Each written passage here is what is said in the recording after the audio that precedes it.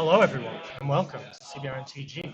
I'm here with Max DK. How are you, Max? Oh, pretty good. I'm excited for this matchup because Lewis on the left here is playing what's been my pet deck for a while. The deck he's kind of pioneered in the format, Yeah. Eclipse.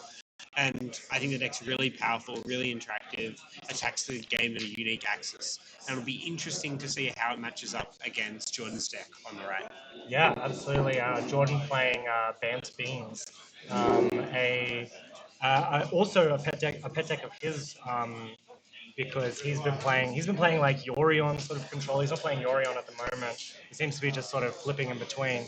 Um, Eclipse, well live here, baby. I feel like it's interesting here because you'd think that typically the kind of black red aggressive deck is like favored here against like the kind of Dirtlier control Yeah, type shell. absolutely. But I do think that Eclipse, because it heavily two for ones itself by like playing all these like fast mana things or like rituals or Yeah. spirit guides, it really exposes itself to cheap counter magic, like your Force of Wills or whatnot. Yeah, So I find absolutely. that sometimes if the Black Red Eclipse player isn't playing deftly, you can expose yourself to like getting blown out and then not really being able to dig yourself back in the game for like Yeah. a beans type deck can get that card advantage back. Yeah, we'll see if Jordan can kind of can sort of lean on that, as you said, like lean on this one huge move from Lewis's side, just trying to get something out really quickly. Now, Lewis is here playing one of the interesting cards that isn't getting a lot of play in the format, Oh, yeah? What is which it? is Gut. Now, Gut is secretly a banger. I was off this card for way too long, and yeah. So, What does it do? what Gut does is it's a 2/2 for 2 and a red, and when you attack, you can sacrifice a artifact or a creature to make a 4/1 with menace tapped and attack. The card is super impactful and powerful. Yeah. So, and often it can make these swings coming out of absolutely nowhere. I'm going to get a quick live check total from these players, but yeah, I will talk yeah, in your. I your believe in checks you. and- Yeah, thank you.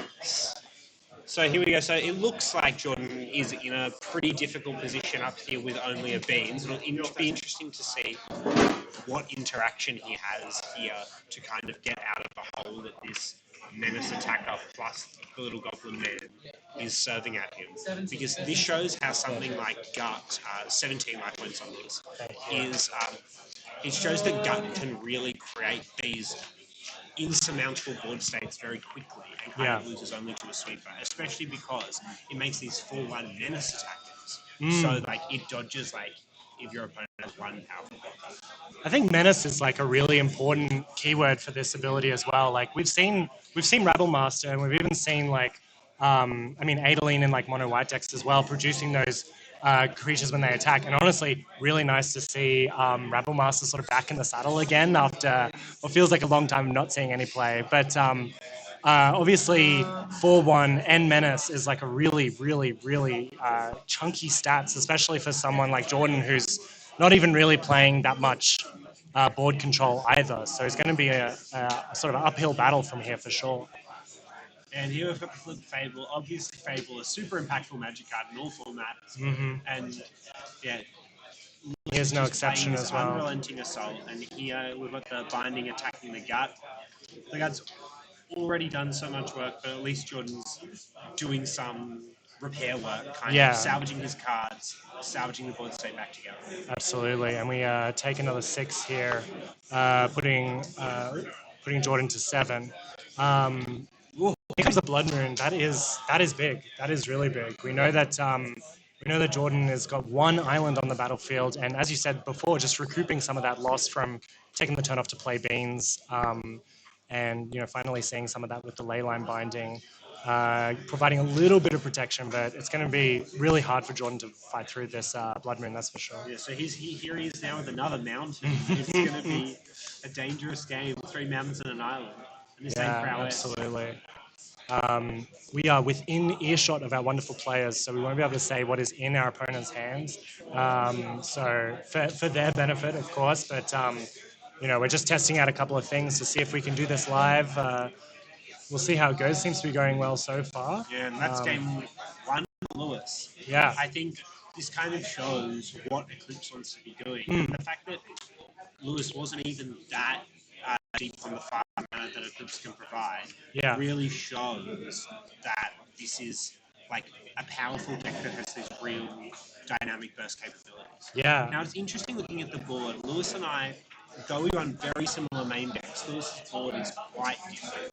So Lewis was talking to me about how one of the cards he's testing for today is actually Royal. Oh, interesting. Because with the unpointing of Mystic Sanctuary, Lewis thinks like it's interesting to be able to like attack the fact that so many people are playing these heavy island-based strategies, and also the fact that even just getting 2 islands to put them off Mystic Sanctuary with something like a boil is still powerful. So it'd be interesting to see if this card is impactful in the matchup today. Yeah, absolutely. This is the matchup to bring it in against. Obviously, you said Mystic Sanctuary. We can see Jordan having a look at a Mystic Sanctuary of his own. So it's definitely sort of the right deck. But I think that Lewis can definitely consider what Jordan would be playing in regards to what he's seen so far. How do you feel that the unpointing of Mystic Sanctuary has affected the format? I think we're still in early days. I don't like to make like too. I love broad streaking statements, but sweeping statements. But I think it's still a little bit too early to say.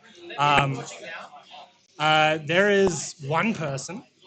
Stephen Hitchcock's here. We love that man. Yeah, absolutely. We're mostly just recording for YouTube, but the opportunity is available for anyone in the Discord, would you believe, to go and watch this live as it happens in probably beautiful, choppy 30 FPS, but we'll have the VODs up on YouTube later as well.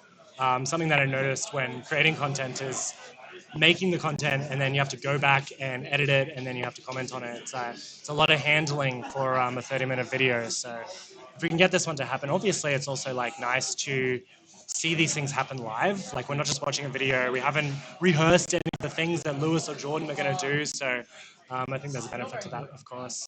And just like thinking on the fly and reacting to these is really interesting, especially in these like sort of dynamic Highlander matchups where in like other formats, obviously, people are playing 4-offs. Like this time, like each game is different and you're reacting on the fly. And these games can be so swingy, especially in a matchup where these decks do like such powerful, impactful things here. Yeah.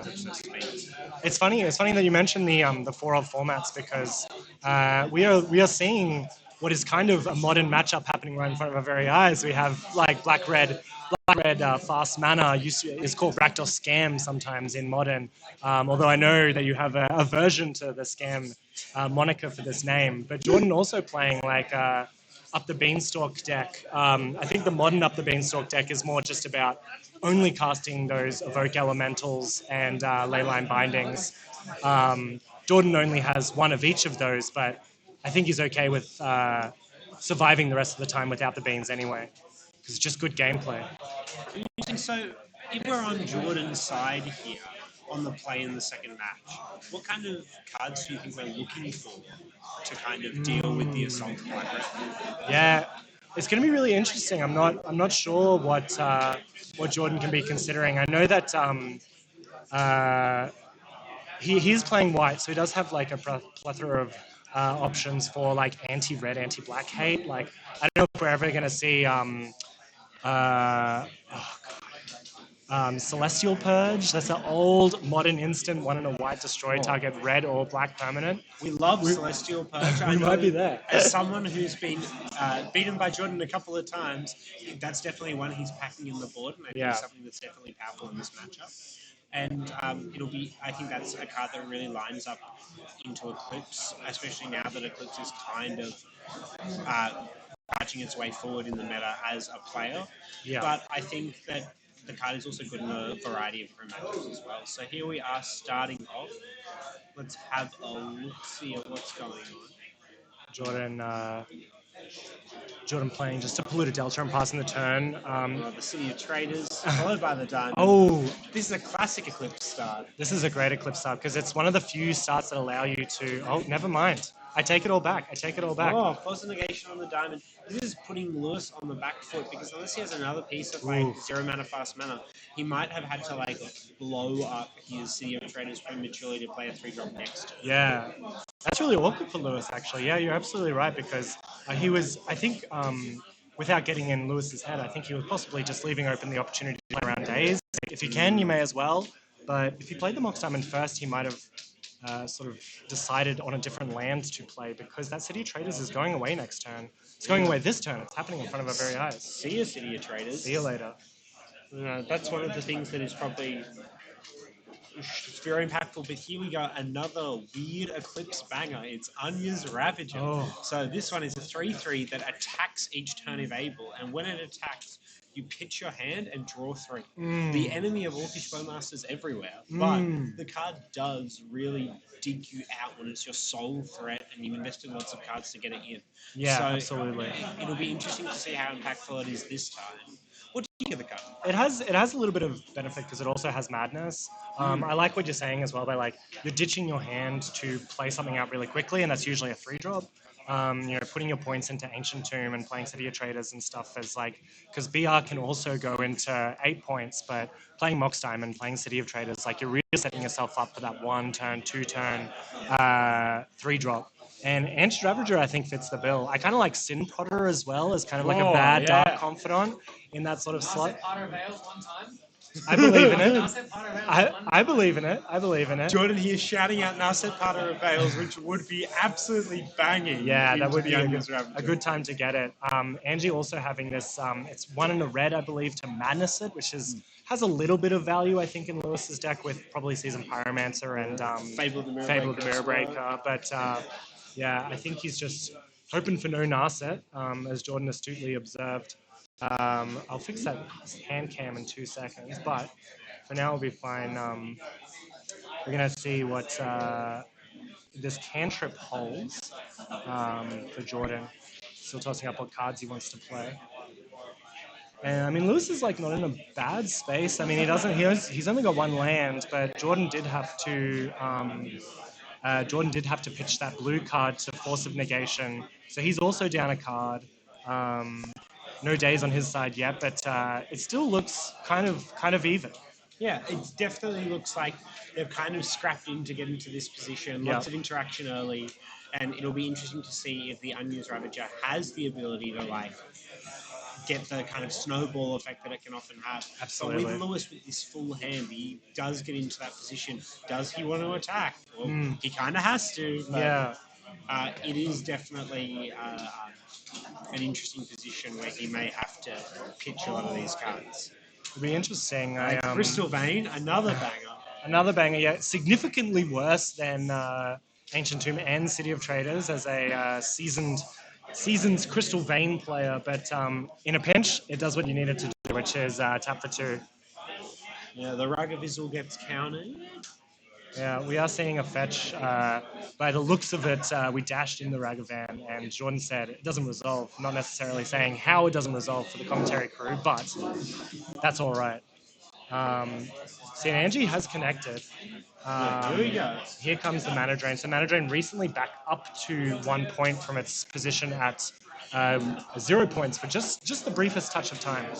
It's interesting to see the impact that it's had at that 0 point era. Though it's obviously still a powerful card now, seeing significant play. Yeah. I think it was good. It's like sometimes just a good litmus test, I think. I'm very pro depointing. I think it's like nice to clean up the list when you can. I think it's like better to make the decks overall more powerful than less powerful because as these new cards come in, it makes those old cards even better. So you do want to do powerful things, and depointing cards can definitely do that. Yeah, and it was interesting because like the way that Mana Drain got depointed kind of changed the context that we saw it in. Where how did they do on the Ragavan? Speaking of old cards making new cards more powerful, here comes a 1/1 Ragavan, slightly debuffed by the Ancient Tomb, but good enough. Good enough, Lewis says. Good enough. Yeah, card still slaps him higher. Oh yeah. So we'll see. We're at 1914. We did draw 3 extra cards from Angie, which will put Jordan to 11, if I'm not mistaken. Um, and So this, how do you think you feel of your Jordan here playing like against Lewis, like cycling these cards through his deck, just working yeah, through? it's super interesting. I mean, Jordan, it's kind of a funny one because Angie's just like perfect in this deck because you are throwing your cards out as fast as possible. Sometimes it's just a call every turn. If you can make it a call every turn, that's fantastic. If you can't, it's like a different story, of course. But we're Lewis seeing must feel like Sophie Pizzuto Acol. that's Must right, be good. exactly. An a call every turn must be nice.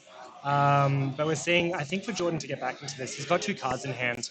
A board wipe might put him back in the scenario. I'm not sure exactly what package Jordan is packing because we have been known to play very heavy Bant control where you're playing Supreme Verdict and you might be playing like Farewell in the sideboard or something just to like really clean up that board. But it's going to be a hard one if Jordan ever wants to try and maintain any kind of board control over these two threats.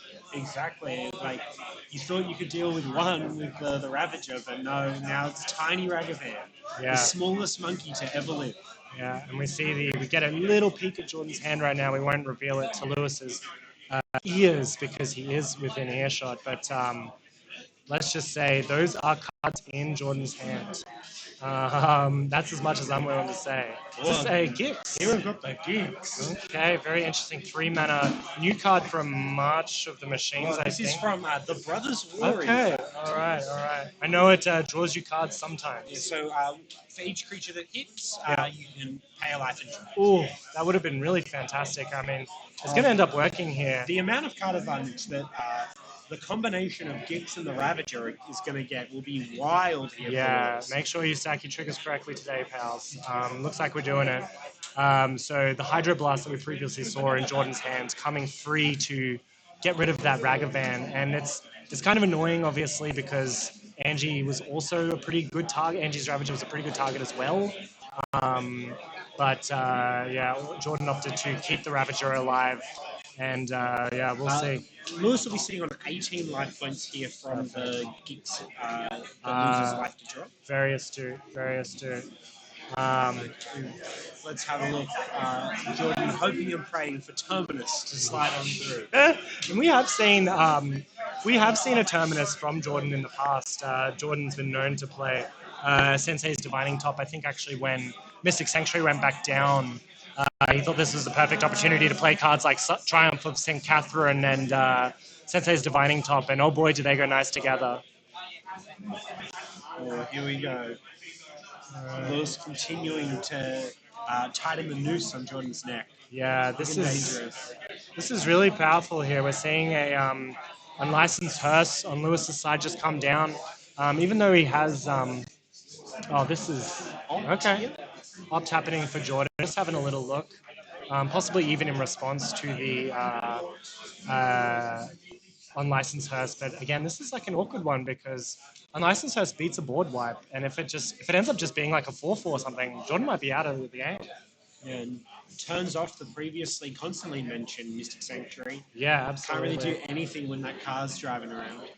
I believe Gix is a 1/1 if I'm not mistaken. Gix is a 3/3. Holy moly, Gix is a 3/3.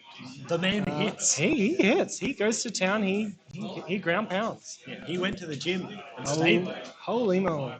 And then so we're going what I believe to be down to 4 life points, and that is, I mean, this is pretty bad. Jordan's down a game. I don't know. This might just not be a great matchup for him because he's down a game. He's at 4 life. It's not looking very good. Huh? Oh, you're on 1 life. Holy free holies. We just got news from the battlefield itself. Jordan is at 1 life point. And this is the perfect time to draw that Terminus. I'll tell you that much for free. Here we go. How can Jordan get out of the hole? I'll have to fix that. If That's anyone okay. can do it, it's definitely Jordan. Yeah, absolutely. Jordan's got the strongest band control powers of any Magic player I know. And here it is. The Terminus, is it? Not quite. Yeah, not quite the Terminus for Jordan, Okay. but he's still considering Yeah. some mighty plays. He has put it in his hand, so no miracle will be triggered from here. But there is something that we can play, and the fact that he hasn't scooped it up yet means that we could possibly see something pretty impactful here. Perhaps even a Uro, Titan of Nature's Wrath. So perfect time to not have a unlicensed hearse on tap, of course, but can't be much more impactful without the person. Oh, hold on, we do stack our triggers in the way that matters. Never mind, I take it all back.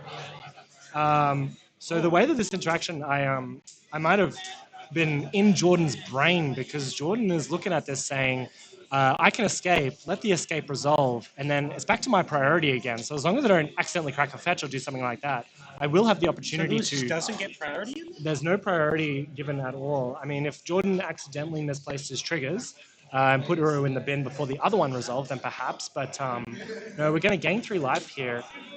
He has a blocker. He's not dead. There's no way to say that Jordan is dead in this matchup, and Uru might have been the perfect draw for him. Yeah, Uro definitely a powerful card. Yeah. A great choice of 2 points. It's interesting. I feel like these days we had an era where like Rug was one of the best decks. We used to see Uro all the time. Yeah. But right now, I feel like Uro is kind of taking its back seat in the meta. Definitely. But when you see games like this where Jordan looked like he could do nothing, and then Uro's turned it around in one turn. Like this is I think it's at the power level of like Jordan's nearly won the game. Yeah, Jordan's out here sledging the commentary team. You know, great way to.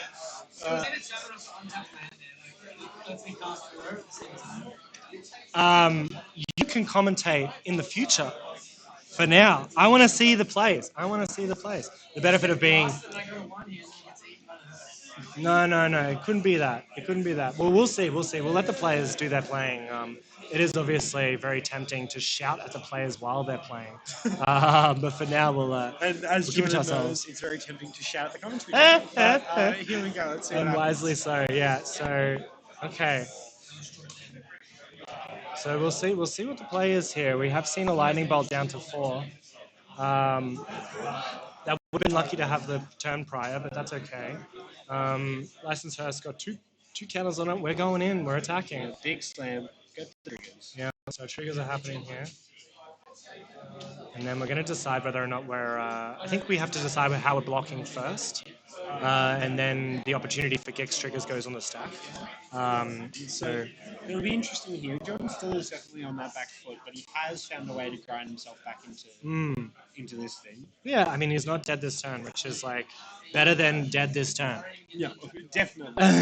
Being in the game is obviously optimal. But... All right, and we've looked at it. So what happens here? We have 2-3 drops attacking, and then Lewis is flash in this Orcish Bowmasters and deal that last point of damage to get Jordan down to 0. So I think that was really close. I mean, we saw Uro really be quite a powerhouse there, getting the last few, getting that life total back up to 6 because he triggered twice. He got the life total up 6 points, but unfortunately it wasn't enough for that Angie, and I think that was Angie's game.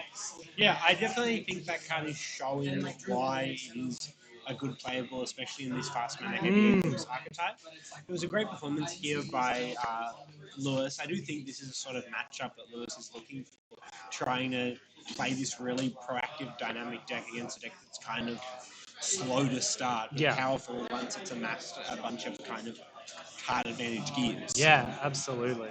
I think that was the cards lined up really well for Lewis, and I think Jordan couldn't quite get his footing quick enough. I mean, he did manage to get to 7 lands or so, still quite a lot of lands had gone onto the battlefield, but that Angie just quite strong. Gix also pulling its weight a little bit as well.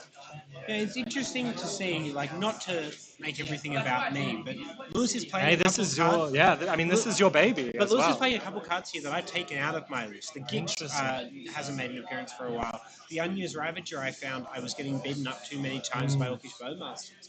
So it's interesting to see here how these cards maybe I need to reconsider for how they kind of did a great job of being threats on the board that also continue to provide the Black Rig deck with card advantage. Yeah, absolutely. Well put.